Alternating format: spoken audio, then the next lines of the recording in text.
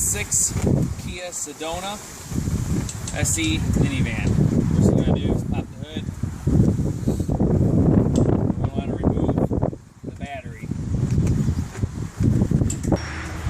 Alright, now after we remove the battery, we're going to remove this plastic housing here with just these screws, little plastic rivets. So we'll remove those.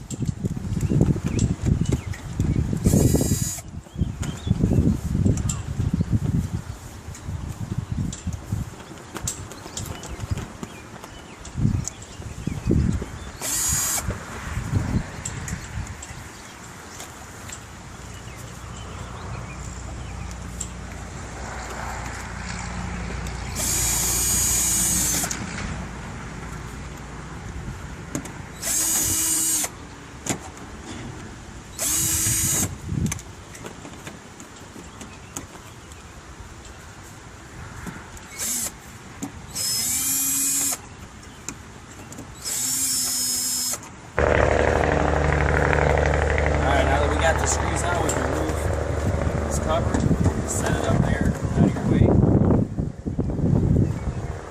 Next we're going to take off the upper and lower radiator hoses. Clamps here and down there. Okay, after I remove the hoses, the lower hose right here, and then the upper hose going to the radiator, there's an O2 sensor down there, and I don't know if you'll be able to see it or not. I got a little bit of blue electrical tape down there all the way down the bottom. It's your O2 sensor. We gotta take that off because your starter, once you pull it off, it's gonna have to go down through there, and that O2 sensor just gets in the way. Alright, so then we're just gonna jack the van up, put a jack stand underneath it for safety, and we'll take that O2 sensor out. Okay. Alright, well, got the van jacked up, and in order to get to the starter here, gotta take out this O2 sensor right here, because that gets in your way when you're trying to pull it out. We gotta pull it right through this hole right here. Okay. Alright, so now we got a 14mm deep well socket on the bottom bolt of the starter. The top bolt is going to be a 15mm. Make sure you don't get those confused. You don't want to round the heads off.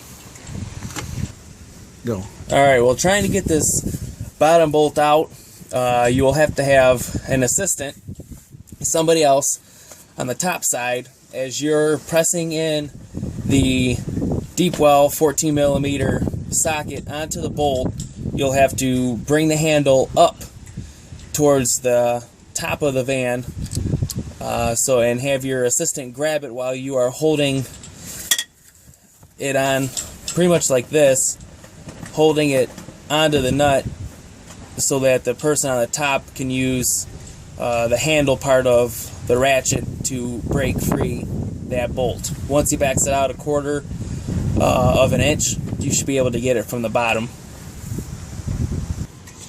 Now that the bottom bolt is out of the starter, we could use a 15mm standard socket on the top bolt.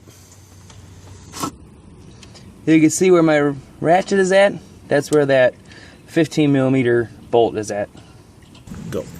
Alright, now that we got both the top 15mm bolt out and the bottom 14mm bolt out, we're going to be able to pull the starter out from its area where it's at. We have to disconnect the positive and negative terminals from the solenoid that go to the battery, and then we will have to remove another wire to the starter itself.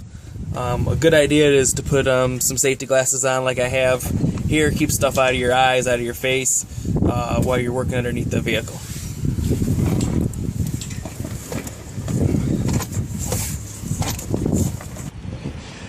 This plug right here is for the ignition switch. You just want to push that in and pull it out of its thing. And here is the positive and negative terminals to the solenoid. We're going to take those off using a crescent wrench or a standard socket.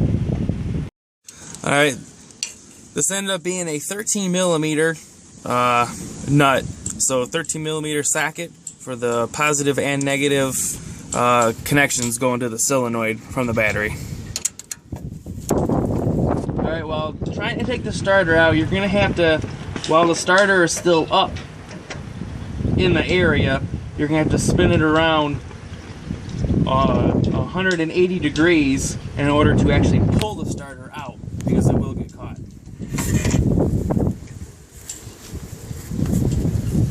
Alright, so I'm going to put it back in that way. Go. Alright, now we got our new starter from our local auto parts, O'Reilly's.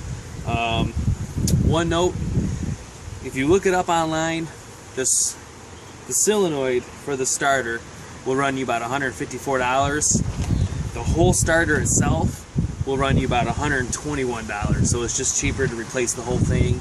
If you know your solenoid went bad, might as well just replace the whole thing. That way everything's brand new and you shouldn't have to replace it again. So we're going to put it back on. I got to go underneath. I got my safety glasses on for safety. Get nothing in my eyes. And we'll get it hooked back up. Alright, we got our starter installed.